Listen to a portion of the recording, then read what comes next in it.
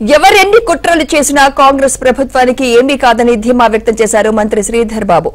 ప్రజలు తమను ఆశీర్వదించి కూర్చోబెట్టారన్నారు. బీజేపీ బీఆర్ఎస్ పార్టీలు ఉనికి కోల్పోతున్నాయని, ఆ పార్టీ నేతల్లో భయం మొదలైందన్నారు.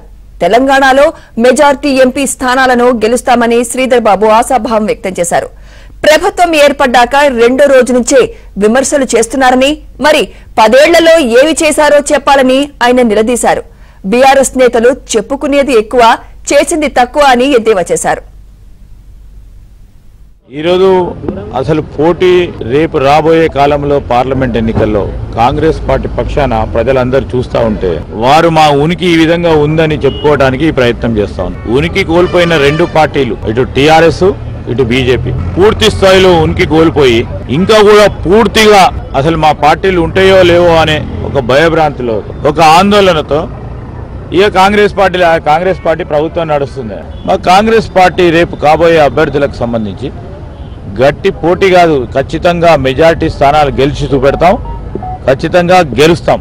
నేను ఈరోజు చెప్తా ఉన్నాను, మొత్తం హైదరాబాదే కేంద్రీకరంగా ముందుకు పోతా ఉన్న ఐటీ రంగాన్ని మేము ఆ రోజే మీకు 2010-11లోనే 2 టైర్ సిటీస్లో మొదలు పెట్టాలని చెప్పినాం.